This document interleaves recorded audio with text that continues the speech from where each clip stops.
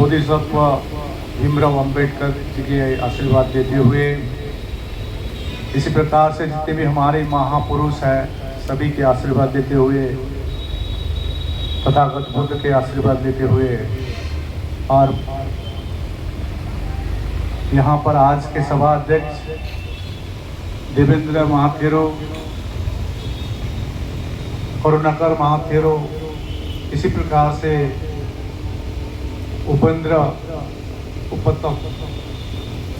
उपानंद थेरो लगायत श्रद्धा मित्र भंते, सायरन भंते जी, नागसेन भंते जी, सम्यक भंते जी, धम्मतप भंते जी और तमाम यहाँ उपस्थित हमारे भिक्षु संघ, उपासक उपासिका संघ को नमन करते हुए सभी को नमो बुद्धाय, जय भीम।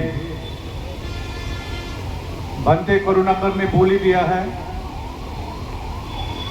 इतना चित्कार करके कुछ होने वाला नहीं है, उसके लिए कुछ रणनीति बननी पड़ेगी। मैं भंते से अनुरोध करता हूं या आश्वस्त कराता हूं, रणनीति तैयार हो चुकी है। कई रणनीति होती है बोली जाती है, कई रणनीति हुए उसको बोली नहीं जाती है। सरकार हमको हल्के में ना ले। सरकार जब हम लोग 3 साल पहले हम लोग देख रहे थे हमारे देश में इतनी बड़ी बड़ी बौद्ध संगठन है, भारतीय बौद्ध महासभा, राष्ट्रीय बौद्ध महासभा, समता सैनिक दल, रिपब्लिकन पार्टी, हमारे अखिल भारतीय भिक्षु संघ, लामा एसोसिएशन, बड़े बड़े संस्था। तो हम लोग सोच रहे थे ये इतना इंपॉर्टेंट इशू है, इतना अन्यायपूर्ण कानून है, लेकिन हमारे लोग क्यों आवाज नहीं उठा रहे हैं। भंते सुरेश साई के आंदोलन दब जाने के बाद क्यों सब चुपचाप है। तो हम लोग ने कम से कम 3 साल पहले हिम्मत किया, जो भी हो हम लोग आंदोलन शुरू करते हैं। पहले आंदोलन शुरू करने से पहले सभी को जोड़ने की कोशिश करेंगे। और बोध गया में हम लोग ने 22 अप्रैल में मीटिंग रखा, कारवां चलती गई, पीस रैली की आयोजन की गई बोध गया में 26 नवंबर 2023 में, 17 सितंबर में, 2024 में पटना में रैली की गई। शायद आप लोग काफी लोग आए थे वहां पर, बनते लोग आए थे यहाँ पर पटना में भी, लेकिन सरकार मौन थी। इसलिए हम लोग ने सोचे 12 फरवरी से हमको विवश होकर अनशन में बैठना पड़ा। आज 212वां दिन है। सरकार सोच रही है ये बौद्ध है, सड़क में नहीं उतरेगी, इनको जैसा करने से वैसा होगा। तो आज हरदोई के धरती से बोलना चाहता हूं, ये 21 शताब्दी के बौद्ध है और बोधिसत्व भीमराव अंबेडकर के औलाद है। हम बीटी एक्ट 1949 निरस्त करके रहेंगे, हल्के में ना ले।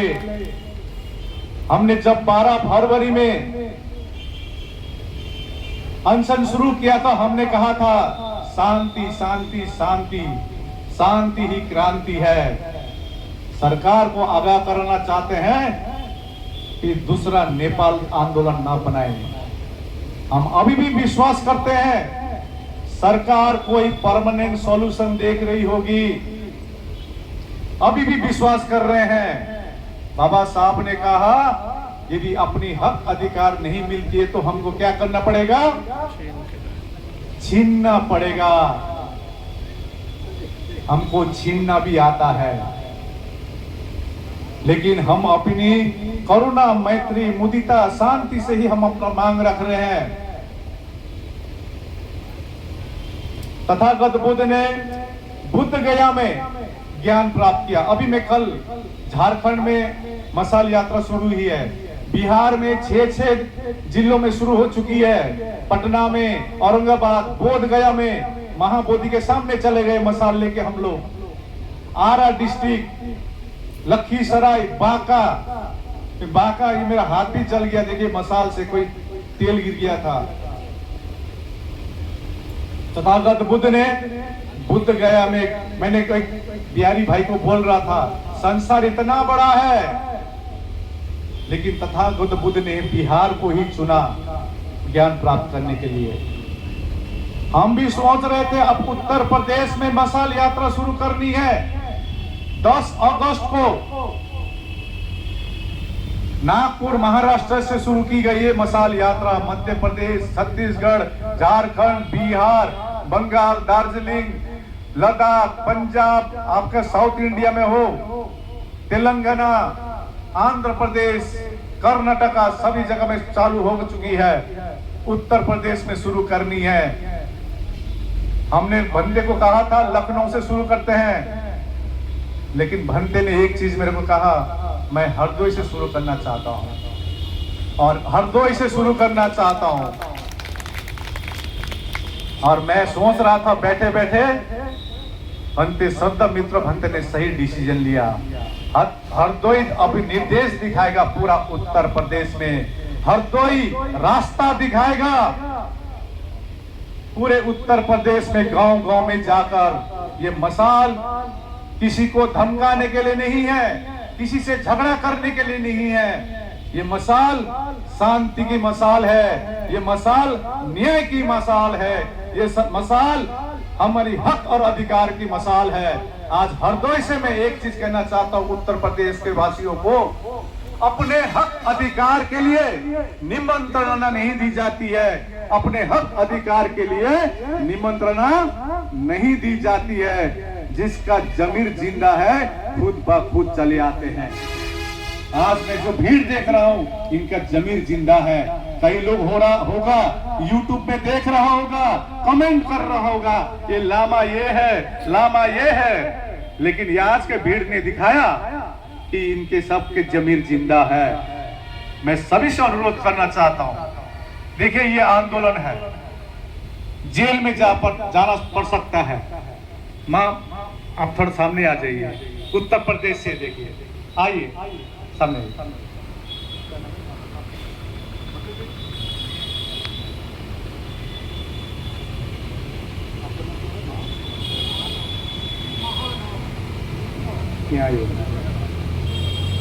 ये भंते जी देखिए, आप भी उत्तर प्रदेश से हैं।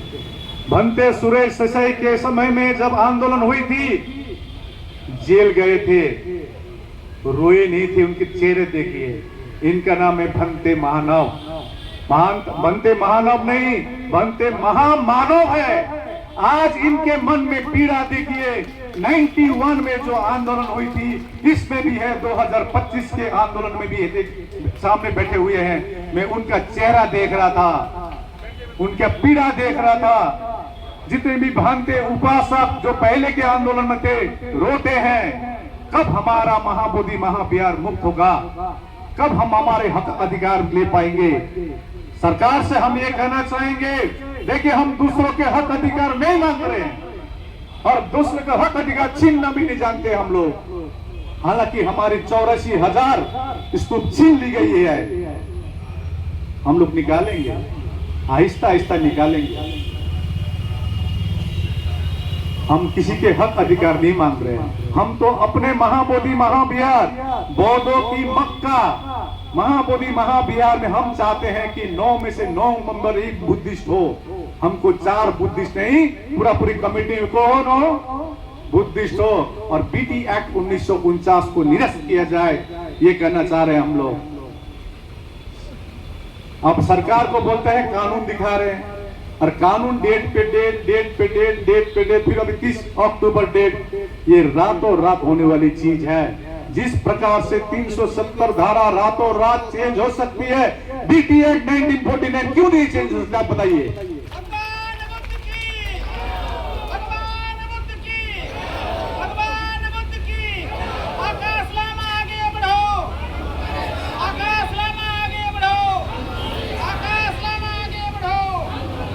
धन्यवाद धन्यवाद धन्यवाद। अभी सौरसा मध्य प्रदेश से हमारी सुरेश पासवान जी भी आ गए। देखिए WLBS चैनल, वी लव बाबा साहब चैनल, यहाँ पर बुद्धिस्ट टाइम्स भाई धर्मेंद्र है ना, वीरेंद्र, ये बोध गया में एकदम गर्मी महीने में भी बैठे रहते। लामा जी गर्मी हुआ, ये हुआ।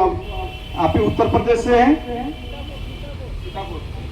उत्तर प्रदेश, उधर घूमिए, दिखा दीजिए। ये आपके वहां धरने स्थल में आए थे, कवरेज कर रहे थे।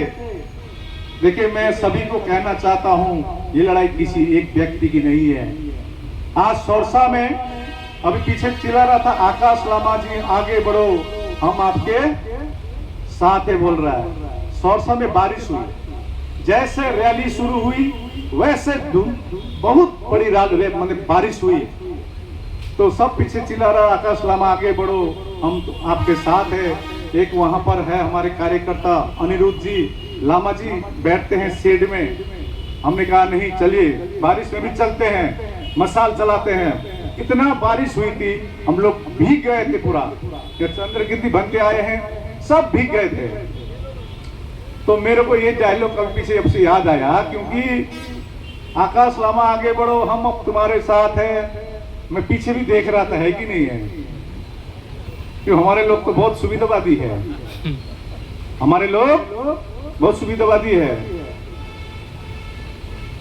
हम लोग हिमालयन बुद्धिस्ट, हम लोग जो पहाड़ से आते हैं, हम लोग ठंडे महीने में आते हैं। कहाँ? बोध गया में। बोध गया में हम लोग ठंडे महीने में आते हैं, क्योंकि वहां ठंडी होती है, अच्छा लगता है। और जो मेन लैंड से गर्म महीने में जाते हैं, बच्चे के छुट्टी में जाते हैं। मैं कहना चाहता हूँ, महाबोधि महाविहार बोध गया हमारे लिए टूरिस्ट सेंटर नहीं है, सीजनल धर्म नहीं है। हमको ठंडा महीना हो, गर्म महीना हो, बारिश हो, हमारी मक्का मदीना है महाबोधि महाविहार। सालों साल हम लोग जाएंगे और यहाँ पर हम इच्छा करते हैं कि हमारा मृत्यु बोध गया में हो। हम ये कामना करते हैं, सरकार हमारी सेंटीमेंट को समझे। तो मैं सभी से अनुरोध करना चाहता हूं, यहाँ पर कमर लगा के बैठा हुआ देखिए यहाँ पीछे, आपका नाम क्या है? अभी दिखा यहाँ भीड़ में। आप अरे बीच में बैठा हुआ कमर में लगा कर यहाँ पर। What is your name? आप तो इंग्लिश बात करते थे मेरे को। What is your name? इनका नाम देखिए, अभी यहाँ से मैं दिख पाया। हम लोग जो गोलंबर में हम लोग ने तय की थी, कोई आए ना आए, मैं और मेरा बीवी जाकर महाबोधि के सामने बैठ जाऊंगा। हम लोग ने कुछ भिक्षु श्राम को लेके बैठे, और मैं कहता हूं मिस्टर वो क्या नाम है आपका, भूल गया मैं, सॉरी, कैलाश बौद्ध जी एकदम वहां पर आते थे, वो भी घूमने आए थे। थोड़ा हाथ उठा दीजिए कैलाश बौद्ध जी। इनका हमने ड्यूटी दिया था वहां पर। ये आए, बहुत डेली आ रहे थे गोलंबर में, और इनका इंग्लिश थोड़ा अच्छा है, तो वहां पर जितना फॉरेनर आएगा उनका खाली इंग्लिश में बताने का काम उनका था, और एक पंपलेट बांटने का था। मैं भीड़ में देख चुका हूँ कौन कौन आए कौन कौन नहीं आए। तो धन्यवाद आपको। गोलंबर में हमने तय किया कि हम लोगों से जो भी हो देखा जाएगा। तो अभी कारवा बढ़ती रही है, धरने को खत्म करने का बहुत कोशिश किया गया, करेगा। ये 1000 साल से कर रहा है। 6247 जाति में टुकड़ा टुकड़ा बनाया हुआ है, लेकिन महाबोधि महाविहार के लिए आप हमको जितना टुकड़ा करना चाहेंगे हम उतना जुटेंगे और महाबोधि को मुक्त करके रहेंगे। ये हम बनना चाहते हैं आज हरदोई से। तो आप मसाल यात्रा है, अभी शुरू करते हैं। तो मैं आप सभी को बहुत बहुत साधुवाद देना चाहता हूं। काफी समय हो गई है, क्योंकि एक परमिशन की बात है, क्योंकि हम लोग अनुशासन संवैधानिक हम लोग चलना चाहते हैं। तो आप सभी से एकजुटता में बंधे रहे और महाबोधि महाविहार के मुख के लिए हम लोग काम करें। अभी 17 सितंबर में नागपुर में बड़ा रैली है। अनागरिक धम्मपाल, आपने सुना होगा अनागरिक धम्मपाल। आज अनागरिक धम्मपाल यदि श्रीलंका से नहीं आते तो महाबोधि महाविहार भी हमारे हाथ में नहीं होती, 1949 बीटी एक्ट भी नहीं बनती। उनको धन्यवाद देना होगा नागरिक धम्मपाल का। उनके जन्म जयंती 17 सितंबर है। 17 सितंबर में पेरियर रामास्वामी का जन्मदिन है।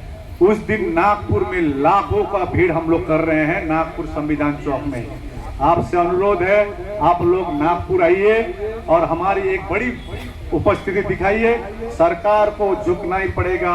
जितनी भी वो सोचे कि नहीं करेंगे, हम लोग करके दिखाएंगे। और मैं सभी से अनुरोध करता हूँ, ये लड़ाई सबकी है, हमारी है, आपकी है। तो आने वाले जनरेशन क्या बोलेगा?